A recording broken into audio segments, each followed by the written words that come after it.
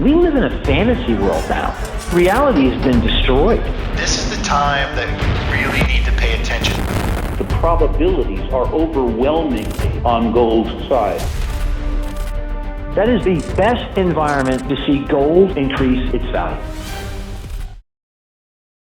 Welcome to Palisade's Gold Radio. I'm your host, Tom Bodrovics. Joining me today is Tony Greer, trader, editor of the Morning Navigator, and co-founder of the new Macro Dirt podcast. Tony, how are you? Thanks for joining me. I'm great, Tom. How are you doing today? Excellent. I always look forward to having a chat with you. You always kind of give me lots to think about, and I'm sure today is not going to be any exception. It seems like there's the Chinese curse of living in interesting times is sure exerting itself right now. Oh man, is it ever, right? I mean, we haven't, everything about what's going on screams regime change, which is, really, really fun. Mm-hmm. It's kind of difficult to figure out what's going on. Yields are trading like we're headed for, some kind of stagflation or inflation. The stock market's trying to get back on its feet after the tariff war. Oil market can't find a bid despite Israel potentially attacking Iran. Base metals are dead in the water. It's a tough one. Plus, we've got, the Japan bond market blowing up simultaneously to make things interesting and rates flying off the handle here. So, man, I don't know where to start. I really don't. Well, there's many threads that we can pick up there, but I think an interesting place to kind of help crystallize this idea of regime change, exactly, what you started with, is think about the correlations that used to exist that are starting to break or have already broken. Is that something that you watch and try to identify to be able to put whatever type of position on because of that major change? Yeah, I'm trying to pay attention to what the market is saying, Tom, during this regime change, right? So that I can hear what it's going to be and what it's going to mean. And, I've kind of navigated into what I'm calling stores of value in the recent, kind of as the S&P is trying to recover, and we're trying to recover from Liberation Thursday. Trades have started performing now. I mean, gold is bouncing off the moving averages, coming back to life. So that's a positive. I've had gold on for a long time. Mm-hmm. I think you can stay long gold, or gold is kind of like a long or nothing right now, right? You can't be short gold because Israel might bomb Iran. And you can't be short gold because even at 3,200, 3,300 last, at all-time highs, open interest is in the gutter, right? There's 400 and something thousand contracts of open interest in gold. So if funds decide that they want to get long gold, there's plenty of room for plenty of money to come into the gold market from the highs. Mm-hmm. So it's really hard to be short here. If the central banks stop buying, it probably goes back down to something like 2,000 or 2,500 or something like that. And you just never know, right? So everybody's kind of playing this game of chicken ahead of the central bank buyers. But like I said, you can't short it because it's not a smart risk reward. Then you've got... Sorry, Tony, let me interject there. Why do you think it goes down that far if the central banks step away? Is it because of that signal that sends to the market and everybody goes back in and sells it? Well, because I believe very much that they're holding it up. And I feel like, there's definitely a massive set, at 1,800, this is one thing that Jared and I covered really well. At 1,800, when gold was breaking out, nobody was talking about it at all. There were no tweets about it. There was no buzz or narrative about it at all. Mm-hmm. Right? When it traded a high of 3,500, there were 32,000 tweets on Twitter, #gold. Mm-hmm. Right. Shortly after that, I got a guide from the Wall Street Journal about how to invest in gold and gold stocks. And then that weekend, gold was on the cover of Barron's. Mm-hmm. Right. So it's gone from being this quiet, this big macro breakout is taking place, to everybody in the boat. It's the only position you can have on right now to fight against currency debasement and things like that. So what's clear is that now it's become a trading position, just like anything else, that you have to consider sentiment, right? Everybody's bullish. You have to consider positioning. Everybody's long. And you have to consider that gold bugs don't sell ever, right? Gold bugs price target is like $100,000,000 per ounce. That's where they tap a bid when they're trillionaires and they're happy that they've faded the currency debasement move. And so they don't make any sales. So as gold goes down, you're going to find that the last people that got in, it's going to turn into a line item on their P&L that's no longer a prophecy, right? Because gold is trading like a prophecy now. It can't go down. It can't break down. It can't trade a bid. It's in a trend line higher. So everybody believes that it's going to the moon. And then when it goes down, all the last in are going to have to sell because they're going to be losing too much money. So that's why I think that there is now outsized risk on the downside. But like I said, it would take central bankers to step away. And it seems like they're buying like drunken sailors at every price, every dip, every rally. So they're involved at every price. So then you've got gold miners, which are the best performing sector of the S&P. Sorry, Tony, before we get to gold miners, because obviously that's a big derivative of the price of gold. When we think about, what a higher gold price really serves, do you think that works into the calculus here for these central banks that are buying gold? Obviously that behavior has changed a lot over the last 2 years. So do you think that the market driving the price up ends up serving the central banks that are adding this to their balance sheets in the longer term here? Yeah, but I mean, we've seen, we saw China buy base metals. They woke up and paid every offer on the street and in London in base metals for 10 years. And then they stopped. What happened when they stopped? Went right back down. Yeah, they all went right back down. Mm-hmm. Right. I mean, they tripled the price of copper, quintupled the price of aluminum. They didn't give a fuck. They'd been building an army. Mm-hmm. Right. They're not price conscious. They need the metal so they can build the ships. Right. And they drove things to insane prices. And everybody's sitting there saying, well, it's never going to stop until they stop buying. And all of a sudden they stopped buying and everything got halved and quartered and went back down at a ferocious pace. That's how the market works, right? They're the only buyer. Who are the other buyers? The physical market right now is so weak that you can't sell physical gold, right? In the West, or is there a distinction to be made there between West and East? In the West, I find that there's no real bid for physical. And the East, I don't think. I mean, the jewelry and physical markets have been extremely weak, so I don't think, this was all about everybody covering their COMEX short. They had to ship all this gold to the US. The EFP blew out to $25, right? And came all the way back in because the gold needs got satisfied. So it's going to be like that at some point. They're going to buy all that they have to, and the price is going to get halved. I don't know what other people are expecting. Mm-hmm. Are you expecting something different? I think over the medium term, let's say short to medium term, what you're saying is a distinct possibility. The only other thing that I see, let's say further out, is just more currency debasement and more demand from central banks as a more neutral reserve asset. Because when you have these regime change type shifts, people are looking for stability. And especially when, we saw something that's pointed to for a catalyst for the gold price of Russia's assets getting seized, I guess it would be just over 3 years ago now. 20, yeah. And also, China now becoming, I think it's going down the list as holder of US treasuries and bonds, then it does seem like this regime change ends up extending into the gold space as a neutral reserve asset between these, or as a vehicle in this switch to a more multipolar world. Yeah, I mean, I agree that it's become a more important asset and that it's become, a more widely held asset, but so has Bitcoin, right?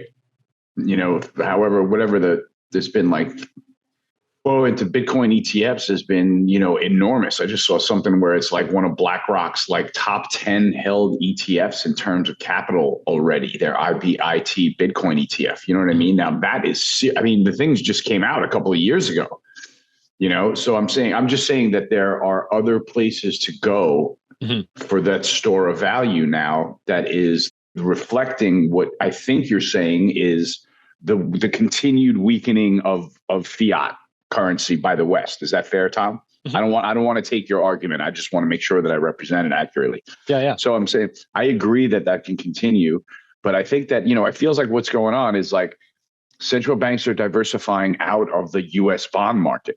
Mm-hmm. Right. I feel like, and I, I don't know that you can draw direct lines, but we know that foreign treasury holdings have gone down. The bond market is getting tanked, and they're all going into gold. So at some point, they will have sold all the treasuries that they need.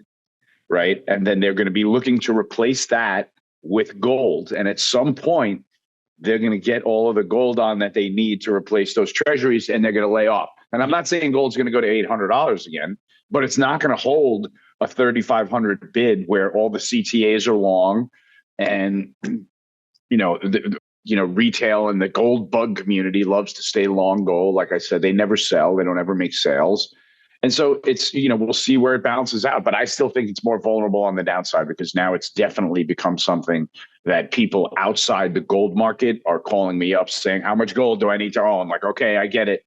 Mm-hmm. You know what I mean? And how do I buy this? What do I do? Do I buy physical? I heard they sell it at Costco, and you're like, oh God, here we go. And so, it's just that there's no new trades under the sun. Mm-hmm. Yeah. And I think that's a really important point, is to consider sentiment, consider momentum, and understand when this trade gets overheated. And, you look at these things as trades, not necessarily, like a religion. And I've said that many, many times, is we need to, as much as all of us do love gold, if you are actually, actively managing your portfolio, other than that, let's say, core holding that you look at as a holy shit savings account, that we should be trying to understand these markets and where they're actually going, and not be necessarily so dogmatic about always holding whatever asset, not necessarily just speaking about gold. But I want to get your thoughts on what kind of a time frame that you look at this stuff through. Like, what are the signals to you to start getting out of that trade for gold? Well, that's two different things, right? What kind of a time frame do I have on my trade or trades, and what are the signals that tell me to get out of gold? Well, I'll be honest with you. I have, whether it's right or wrong, and I will say that I'm a little bit uncomfortable, but I had a oversized gold position that I sold into the kind of Liberation Thursday flare up, right? When I saw all those tweets on Twitter, and I'm getting the emails, how to invest in gold. I'm like, oh my God, this is fucking amazing. And the people are calling me, and I'm like, okay, this is a fucking sale. Mm-hmm. So I'm trying to keep it as, like look at it as a trade, as everything else, and where we've been in it for a long time, and now everybody's chirping in it. Everybody in my Slack channel that's long is high-fiving the shit out of each other. Like, you can, here we go, baby. And I'm just like, okay, sold. It's all going to go down. This is ridiculous. And sure enough, it backs off, but it's coming roaring back, because obviously there's merit to the trade, right? Like you said, there's incineration of fiat currency all over the place. I mean, Japan's bond market is, imploding. Rates are flying off the head. Like, there's some stress in the markets that lend itself to say, let me just get some gold on the pad and sit this on out, Mm-hmm. So there's merit to the trade. But if you'll notice, Tom, for the first time in a while, we've got 3 conspicuous lower highs in gold. Mm-hmm. So I'm saying, to me, that now my point was that I sold a large chunk of my holdings that I had. And my point is that it hasn't really gone down either, right? Like, I'm not sure that I'm right with this trade. My idea was to either buy that lower or buy some stocks with it. And I bought some of the stocks with it, and now I'm looking to buy some gold back lower, and it's not really cooperating. Mm-hmm. So, I'm still holding out. I haven't changed anything other than my allocation to Bitcoin, which I just added to, just kind of reflexively, having gotten into it when it went blue sky again, meaning when it recovered the moving averages down at 95,000, right? That was a very difficult buy. It stayed in a range between 95 and 100K for weeks, and then finally broke out to these highs here. So now when I get into something like that, where I get into it as it recovers trend, regains the moving averages, my target is the old high, right? So we're there, 110K. And then my action at the old high, when it gets there, if it looks like this trend is intact, which it does, in add mode, right? I'm adding into this new high, and I'm going to manage the risk. Mm-hmm. So people are trading kind of gold the same way, right? And they're looking for this follow through on the upside to make sure that they're right. And I'm just saying, like, it looks like to me like gold is making lower highs and there's more money going into Bitcoin. So if anything's going on, Bitcoin is strengthening, gold is trading a little bit sideways. And I'm just talking about in the last couple of days. This is a recent dynamic. Mm-hmm. So I'm just trying to figure out what it all means. But my point was to come back around to the like full circle is that those are the stores of value that the market is showing us, right? There's regime change. What is going on? We've got bond markets collapsing. We've got rates going higher. We've got gold rally intact. We've got Bitcoin breaking out. We've got stocks volatile all over the board. Don't know what's going to happen in the stock market next, but those stores of value look like they're going to hold in there. Similarly, the gold miners, which whether you like it or not, they're up 40-something% on the year, and they're the leading performing sector, right? When I'm looking at regime change and I listen to a video of Jawad Mian and Steve Cohen confirms my bias, and he says, look, this is regime change. You know, the trades that worked last year, they ain't going to work this year. Mm-hmm. Something different is going to work. To me, that's the gold miners saying, hey, we're showing you the way. This is going to be the new NVIDIA trade, quite honestly, right? This is going to be the new performer. And I don't really think the world is in the gold miners just yet, right? Like we're still waiting for that big capital allocation to change amongst mutual funds where they get off of having only the basis point allocation to gold miners. You know, if that allocation ever gets bigger, they'll be off and running. But I don't think that anybody has changed that allocation yet. I still don't think that they bought into this trade hook, line, and sinker in the stock market. So that's kind of how I'm looking at things right now. So Tony, what do you think, let's say, precipitates that shift or that capital rotation into gold miners? You know, I've had many people on the show, many discussions from, let's say, gold specialist analysts that say the margin expansion and the free cash flow that the miners are throwing off are going to, you know, throw signals into the general market and attract that capital into it because of the outperformance of the, let's say, the fundamentals of these companies. Do you think that is overly simplistic? Do you think, from your point of view, do you think that's accurate? Or do we need some exogenous event like maybe the Fed going back to QE or something like that, in addition to those excellent fundamentals from that sector? Yeah, no, I know that they have better fundamentals now. And I really just think that it's people, you know, there's just more capital for the gold trade to go around, I guess, now that, you know, we're you know, this is a popular, you know, I mean, I won't say it's what the market is doing, right? Like gold is rallying, Bitcoin is rallying. These are the things, the stores of value that are hanging in there. The gold miners, obviously, they've got a better prognosis with energy prices lower, et cetera, et cetera. And I just think that people are both leveraging their gold bet and diversifying out of metal into, you know, stocks. Mm-hmm. Quite honestly, you know what I mean? I think that there's not everyone in the world that wants to be long gold is totally comfortable being long gold futures. You know, I think that they're aware that the ETF has got slippage and things like that. And so they look for other things to say, what else can I be long? Oh, look at Agnico, oh, Jesus, look at these things. These things are flying. So it's a little bit of a kind of chase to me. And it's still in that kind of zone where I'm nervous that gold might catch cold and gold miners might get pneumonia, you know, because we've seen that before, where the buying stops in gold and then the bottom falls out of gold miners, right? That is a very popular dynamic over the last 30 years, right? And we've seen gold miners, GDX, you know, trade down to 15, 20 and get left for dead before, you know, so now seeing it rally, you know, up through, you know, these prices, 49.50, it's holding the dip, it's holding the trend lines, you know, it's performing like a great sector, you know, like semiconductors last year. You know what I mean? It was like, if you weren't in those, you made no money and you had all year to get in them and they finished strong. You know, it was one of the, and actually they kind of curled towards the end of the year, but 2 years ago, it was semiconductors nonstop up 80% for the year. You know, like you had all year to buy them and you could have bought them in November and made, you know what I mean? It was like, that was the trade. So I feel like this is the trade now. You know, I think that smaller hedge funds are in it, and I think that they're hoping that big mutual funds come and chase it, but I don't think that trade has occurred yet. Interesting points there, Tony. You know, you mentioned the idea that a lot of the world is searching for the stability of gold, kind of diversifying away from US debt markets in particular. But how are debt markets behaving all over the world. You mentioned Japan. That's something that I really wanted to get into because of this blowing out of the yield there. So how can that actually affect the rest of the world, or how is it affecting the rest of the world? Well, I think it's affecting the rest of the world in, exactly as you said, it's spilling over into the stock markets now, right? It's spilling over into other asset classes and creating, a couple of pockets of selling. We've got the VIX has gone 21 bid now, right? JGBs are, the big problem has been in 30-year JGBs. They are literally at the lows, at yesterday's low, whereas today's bond market, right, trading a new low for the move in the US this morning.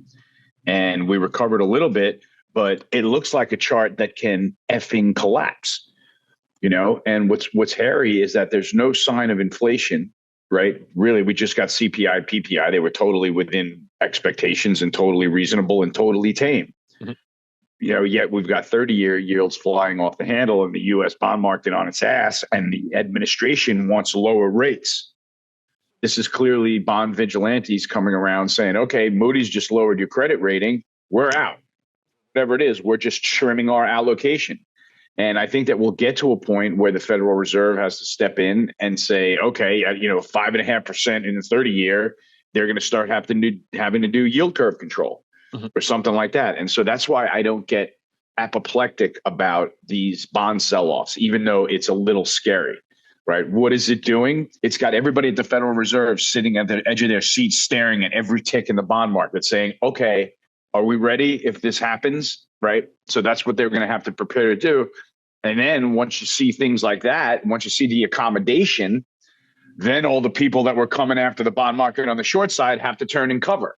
Right. So then you see bonds rally, rates go back down. And what do you want to do if rates start going back down? I'm going to buy stocks. I don't know about you. So that's kind of how the give and take that I'm looking for to happen. But like, it's still, it's really hard. Like, I quoted this Kobesi letter tweet, quoted it the other day. And, they said something that was really, kind of really good observations, right? They're saying, the bond market's trading like we're about to see inflation. The oil market's trading like we're heading into a recession. The stock market's trading like we're heading towards a recovery. And I'm like, yeah, this all spells opportunity, right? Because really nobody knows what's going on. We have a lot of individual trades happening at once, and we're all trying to sort out where to make the money. So I know that going after the bond market from the short side is not going to be a trade that I'm going to look after. Because at some point, the Federal Reserve light is going to ring and this whole thing is going to go flying back the other way. So that's how I'm looking at it, Tom. Yeah. The actual tweet says stocks are rising like the trade war is over. Gold is rising like the trade war is escalating. Yields are rising like the U.S. has avoided a recession. Oil prices are falling like the U.S. is entering a recession. The U.S. dollar index is falling like inflation is gone. Bitcoin is rising like inflation is back on the rise. And I think that really crystallizes exactly where we are, because every signal is completely contrary. Exactly. And I think it's beautiful. I think this is it creates definite opportunity if you're active within the markets and you understand kind of where each of these things are headed. Yeah, because you're going to get to a point where it's going to be like, wait, that's too cheap versus what's going on in the rest of the world. Wait a minute, you know what I mean? Like, and what we've gotten to is that we finally said, wait a minute, the stock rally's gone a little too far if Japan is coming undone here, right? And so the S&P is like, whoa, not 6K bid at 5850 is where we are now. You know what I mean? And it's just, and the VIX was just like, oh, no, this isn't a 17 item anymore. This is 21 bid VIX, right? We're on the edge of something potentially breaking here if it hasn't started breaking already. So that's where there's that delayed reaction in the stock market. We're working off that excessively short position that was in there by the hedge funds where, they basically just have to wake up every day and cover something, right? Whether the market's up, down, sideways, they're so short, they got to wake up and cover something. So that's the phase of the market that we're in. And then we'll work off that short position and see where the S&P lands. But I'm still in the mode that was a good low at 4,800 back in April. And then once April was a massive candle in the stock market, right? We had 1,000 points down and 1,000 points back up. To me, that's a good recovery, right? And then you add the fact that we went from talking about Trump's bombastic tariff rollout to negotiating. And as soon as we talked about negotiating and Scott Bessent went out on the VIX melt tour, everything calmed down and the market took off again. So to me, that leads itself that's what's going to reemerge on any kind of dip. It's going to be, all smoothing the markets over and things like that. So that's my view. I wanted to touch on before we leave the idea of kind of yield curve control here is this the possibility that we see coordination between central banks. Obviously with Japan yields blowing out, that's a big deal that can also affect yields everywhere else. So could we see literal coordination from these central banks to manage all of that? I think that's how it's got to be, right? Otherwise, the currency market goes berserk, right? So if you don't have them saying, okay, we've got to man the forts here, what's going to happen if we do yield curve control? They're going to sell the dollar. Okay, we better be on the bid side of the dollar. Otherwise, that's going to be a sign of stress for the markets, right? So I think that they knowingly have to kind of hold the whole trade together, if that's fair, and I think that, I think that that's kind of what we started to see as the dollar index started breaking down under the recent range to 98. That's when yields started going higher again and the dollar index held in again. Like, I'm not sure what happened there, but somebody kind of saved the dollar from the full implosion. You know what I mean? Like gold was 3,500 bid, no offer, and the dollar was looking down. So that dynamic seems to have reversed itself a little bit, but we're definitely not out of the woods from the JGB implosion trade. That's going to happen. Finally, yields are going to spike to some absurd level. There's going to be a B of J intervention, and then you're going to see a huge reversal candle, right? I don't know when. I don't know if that happens. I know that is going to happen. You know what I mean? That's how it's going to reverse, but we just don't know if that's going to be from 5% in JGB yields or where, so it's another 150 basis points from here. Who the fuck knows? So we touched on earlier this idea that, inflation and PPI also came in relatively muted. What do you see as the longer term threat for inflation from here, especially considering the tariffs, considering trying to reshore much of our manufacturing? Do you see higher inflation from here? Tom, I still think that we're paying for doubling the balance sheet after the lockdown. You know what I mean? Like, I still think that that's why, we see inflation in our lives a lot more than we see it on the tape. You know what I mean? Like a dozen eggs is still $7 now. You know what I mean? I know CPI and PPI are 2%, but I'm saying $7 for eggs and $19 for a pound of fucking turkey. You know what I mean? So it's like the inflation hasn't really backed off. It hasn't really backed off in terms of your wallet and your pocketbook and your shopping bill.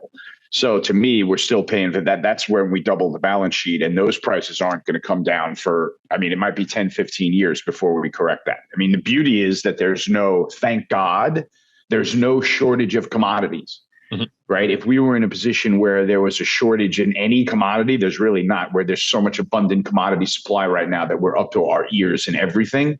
But if we were in a position where there was a commodity shortage on top of this scenario here with rates going higher, we would be in a different world, my man, and it would not be pretty. So I'm kind of making the sign of the cross that we have commodity deflation all over the place while we have the bond market selling off. Because if it was the other way, the bond market might collapse.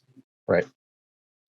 So on the other side of that, Tony, oil obviously being a big component of inflation is, for lack of a better word, pretty muted here too. What do you see as the big drivers really on either side of the scale in the oil price, in the oil markets right now? Because, as such a big piece of inflation, the oil price being relatively muted seems odd, especially with the chaos and the conflicts through the world right now. Yeah. So, oil, the energy component to me is, like I said, I think I've kind of mentioned it. It's capped or it may have deja vu. It's capped because there's plenty of supply. Right. There are plenty of refined products floating around in the Gulf. Right. And the price of the national gasoline price is $3.20. Right. So it's not at heart attack levels at all. It's also kind of supported by, the idea that something can come undone in the Middle East. Right. We're actively reading headlines where Israel is talking about bombing Iran's nuclear facility. Right. That is a known. We are sitting here waiting for the mushroom cloud. Right. So to me, that's a sign of weakness in oil, that we're waiting for this mushroom cloud and it's 61 offered, right? So there's something to me that's significant about breaking down below the bottom of this 3-year range at 64. To me, that's putting technical pressure on the downside. To me, the tariffs are weakening the economy or putting pressure on the downside. And then the supporting idea is that the market's gotten short oil, looking for weakness, recessionary, measures, got that kind of thing. And so there's a natural short bid, and you've got the Middle East headlines. So that's enough of a back and forth that you need to keep oil bobbling aggressively between 60 and 65, which is exactly what it's doing. My bias is that once this Israel-Iran thing sorts itself out, maybe 1,000 years from now, that was a joke, you get it? When that sorts itself out, that oil's got room on the downside. So that's kind of what I'm maybe anticipating a little bit, or kind of thinking could happen. I don't have any money in the oil market. I haven't had $1 risk in oil since the fucking Russia-Ukraine invasion. So that's literally when I saw the last opportunity, and I don't really see any now. I think energy stocks are cheap, and that there's maybe an opportunity there. Mm-hmm. Other than that, man, there's a good push and pull, and gas is dirt cheap. The energy market is one of those markets that it kind of likes these prices, right? It's super efficient. Gas is $3 a gallon. Nobody's complaining about it, and this is sustainable. Mm-hmm. But sustainable for, let's say the economy, but how does that affect the actual producers longer term? Most of the shale sector isn't profitable at these prices. I mean, the stocks have adjusted. Mm-hmm. Stocks back 20% off the highs, and now you can buy them at another multiple. I think that trade happened, and I'm not sure that they're going to get that much cheaper. It's like one of those things where people are washed out of energy stocks. There's no real serious length outside the indexers in energy stocks. There's no trade there. If you called up somebody saying I'm starting an energy fund tomorrow, they'd hang up the phone. You know what I mean? It's just something that nobody cares. Nobody's interested right now. It's not a thing. Mm-hmm. So that's why, the shales, maybe be shale players, maybe they're not going to make as much money, less profitable. Okay, the stocks are lower. There you go. They've taken it out of the price. Mm-hmm. So I'm just, they seem to dry heave energy stocks at the lows, Tom. And we're at these prices, like at the bottom of the range, they're selling, and the prices are the same. And, oil will stay down here at $60, and they'll sell energy. They'll sell Exxon at 100. They'll sell Exxon at 95. And the market will hold a bid, and Exxon will be 120 bid again. Mm-hmm. Because, their companies are in better shape financially. They've cleaned out their debt. They've got a friendly administration now for the first time. They're willing to take their hands out of their pockets. They all sat there with their hands in the pockets during Biden saying, okay, we'll eventually have an oil-friendly president again. It ain't now. Mm-hmm. So we'll wait 4 years. What does every industry do, right? They're killing us. We'll sit back until we get another guy. Mm-hmm. And I think that's where that industry is. So that's why I think that we can be in a positive environment for them. I don't think oil needs to go to 100 for Exxon to make a lot of money. Yeah, that's fair. And I think, again, just a sober way to look at all of this. But we touched on earlier this idea that there's certain sectors that are trading like we're going into a recession. What do you think of the risk of the US going into recession as we've avoided it for, let's say, 2 years now? I'm not a recession chaser, Tom. I'm really not. And that's important to me to keep that balance, because what I know? What I do know is that while all of the propeller heads are fighting each other over whether or not we're going to have a recession, mm-hmm. You know what happens? The bond market mean reverts, the stock market rallies. Stock market looks at rates and says, oh, we're having that discussion again. Recession, no recession. Market has no idea. What does that mean for the bond market? Sideways. What does that mean for us in the stock market? Get up and go, bro. Money into stocks. Bonds aren't a risk. Rates are going nowhere. We're a stock market party. Let's do it. Mm-hmm. So I love it. I love watching propeller heads argue about recession or no recession. I think it's the best tell for the equity market that you can find.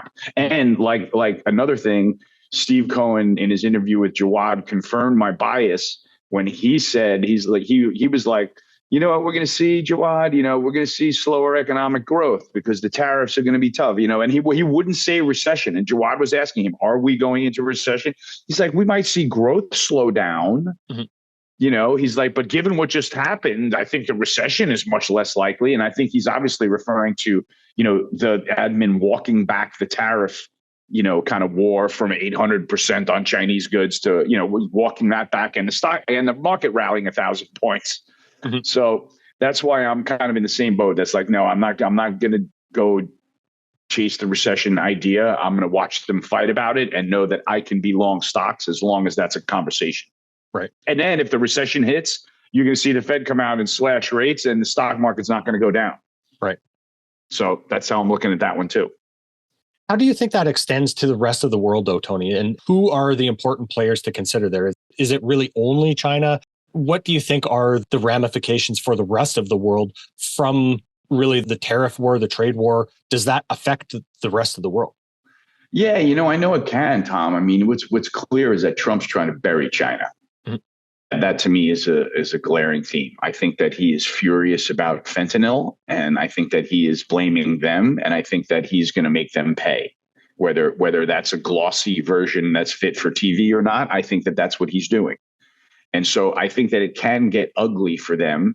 And, what have we been hearing for 10 years now is that their economy is a total facade, and they've overbuilt these cities and everything is a fudged number. And so it sounds like they're going to be back to that game, mm-hmm. right? Saying, oh, we're not having an economic collapse despite the tariffs, despite this. And so, I kind of have to take them at face value. So it's like one of those things where, their economy gets weak and the whole world says, it's really weaker than that, right? But they're the Chinese government and they say, okay, well, the data says this, Yeah, exactly. Yeah, you guys can go fight over whatever you want. This is the data we're releasing, and this is what we're going to let you know. Mm-hmm. And so you have to live in that world. Yeah, instead of the world that you want. Right, exactly. Now you can know that there's 1,000 empty cities out there, but if China is keeping rates where they are, and you know what I mean, and nothing is happening, nothing for you to do, man. So. That's where, I do look at that, and I do see that they could potentially be a risk, but I can't chase that in terms of as something that I need to be scared of as the next boogeyman around the corner. Right. So how do you see that affecting demand for things like oil? I mean, we already kind of touched on the oil piece, but let's say copper, for example. Dude, copper's the same price as it was last year, as it was the year before, as it was the year before, as it was the year before that. There's no trade in copper, man. It's the same price. There's nothing going on. We've gotten excited every time it gets to LME 11K, and every 2 weeks later, every time it's LME 9K. So there's so nothing going on. There's no story. There's no fundamental story. There's no backwardation story. There's no copper shortage story. You know what I mean? Like, if I'm going to trade a commodity, I need to be able to read about in the newspaper, why it should move. And then if that story in the newspaper is right, then this commodity is going to trend for 2-bit at 10 years, and I got all the time in the world to make money in it. That is not what I see. Right. Tony, zooming out a little bit here, who do you think are, let's say, the superstars, or let's say the most impactful people within Trump's team at this point? Bessent has come out and being able to calm a lot of these, or maybe to fade a lot of these issues, as is maybe a better way to put it. But, it seems like Trump has a lot more competent people around him this year, or in this term. So how do you see the importance of who he has around him? It means everything in this term. It means everything in this term, because I think in his last term, he won and walked into DC and tried to use the tools around him to secure his agenda, and realized that there was a snake under every rock. And I think he got into office this time and hired DC outsiders so that he can't get stabbed in the back as many times. And so now his odds are a lot better. He's got guys like Tom Homan, who's a guy that I respect a lot. I just listened to a Sean Bryan podcast with Tom Homan. That guy believes in what he's doing on the border. That's like that. I like that Trump surrounded himself with a strong guy like that. A strong guy like Bessent, who may have had his credibility kind of maybe take a little bit of a dip during the trade war rollout, but he came out and kind of saved face kind of nicely. And I think that he's doing a great job in his seat. So I think that having different people around him is everything this year in this administration. And I think that he's going to get much different results. I think he's already gotten them. with things like trade and the border and a little bit in the markets. He's gotten the dollar down, which is kind of, better for them. I think they'll get rates lower. He got energy lower, right? I think his partnerships around the world are important. I mean, you're not going to tell me that he did not have some kind of a deal with Saudi Arabia to get OPEC to agree to an output hike with oil at $65. Yeah. Right. That was like dude, I need a favor. Right. I did this for you. I'm going to let you invest $1 trillion over here. You know what I need? $50 oil. He goes, got it. So I think that's a little bit of that about what's going on. So it's a little bit a combination of the respect that he has this term from relevant people around the world, and from having strong people in office. So I think that he's done a much better job, and hopefully it will continue. Tony, zooming out, what are you watching, or what are you worried about? What's on your radar for, let's say, the rest of the year here? It's keeping an eye on the administration, whether we like it or not, because they're a headline machine and they're a market moving headline machine. And in the age of algos, they're a market dislocating machine, because the algos just pick up on a Trump headline and just relocate the S&P 100 points in any direction without trading. So that's something that's on my mind, is like, we got to look out for this guy. This is a different dynamic. I mean, I'm an active day trader and have had, profits and losses erased by Trump headlines. That's good and bad. You know what I mean? But you better understand that the dynamic change that you're operating in. And as soon as I notice that, what do? I have to shrink my risk down a little bit, right? There's too many unknowns. I have to, factor that risk in. So it affects your position sizes. It affects everybody's view on the world like that. And I guess what I'm hoping to see for the rest of the year is as much negotiation headline as I can. It seems that when Trump is laying down law and being bombastic, that's a VIX 50 item. And when he's keeping his mouth shut and we don't have another issue to throw out into the markets, then things stay calm and tame. And like I said, for the rest of the year, I think the worst of the tariff conversation is behind us. I think that there's going to be, more aggressive change happening around the country that we're going to have to either, embrace or just deal with. And in terms of the markets, man, I'm watching these stores of value, Tom. I think that's what it comes down to. If those continue to be, this is what I want to see, right? Japan, what I've done is I've navigated my clients and readers into things like gold and Bitcoin and gold stocks. And we're seeing stress in Japan, right? Bond market under heavy stress spilling over to the markets here. Those stores of value are performing.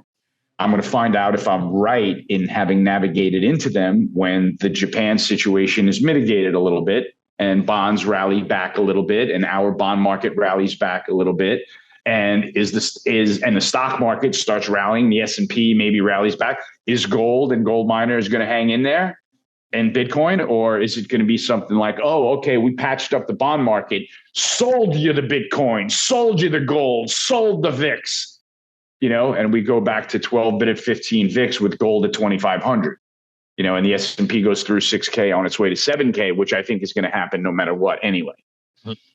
So that's kind of how I'm looking at it, man. I'm looking for signs that the Liberation Thursday bottom is in at 4,800. I'm looking for things to spill in, Trump's changes to eventually spill into the economy, and for that good news to be what propels the next wave of the stock rally through 6K to 7K.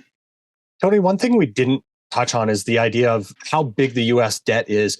Do you see that as a major overhang? Or are we going to see any meaningful progress on that within the next, remaining 3.5 years? Well, the market's deciding, Tom. Gold's $3,500, gold's $3,300, Bitcoin's 110K. It's not up to us as to whether that's a problem or not. The market already decided, okay, you guys go blow up your currency system over there. We're going to be longer this stuff and it's going to keep performing. It's kind of the trade that you're thinking about where, hey, if they continue to debase this stuff, Bitcoin and gold are going to just keep going, and there's merit to that idea. There certainly is merit. I mean, that's what the trend has been. and that's kind of the way that I've positioned things so that they can keep going. I'm just a little nervous that gold is a little bit more vulnerable than the other stuff now, but that's just because I'm focusing in on that. But yeah, man, those stores of value are working, and we'll see if they continue to perform once we button up Japan. And I think, like, my point is that the market decided, like, we can make the debt balloon worse. We can go to $40 trillion deficit. What will that mean? That'll be your trade. Gold will be 4 or 5K. Right. You know what I mean? So it might be via 2,500 though, and a position cleansing on the way at one of these times. You never know. So Excellent. Well, Tony, I always appreciate you bringing up all of these ideas and really helping us think through them. For anybody that wants to read more of Tony's work, that's all available at tgmacro.com. Of course, the TG Macro Substack, TG Macro on X, and as well as the new podcast, Macro Dirt. Pretty interesting stuff on there too. That's a lot more digestible than the hour diatribes that I usually go through here. This is great, man. You do a great job interviewing and talking about markets, Tom. I learn from you every time I talk to you. So thank you very much for having me. I always appreciate your time too, Tony. We'll talk soon. Absolutely. This podcast is for general informational purposes only. Nothing on this podcast should be taken as investment advice. Guests on this show are not compensated for their appearance. Listeners are urged to educate themselves and make their own decisions. Do not base any investment decisions on the information contained. To view our full disclaimer, please visit our website.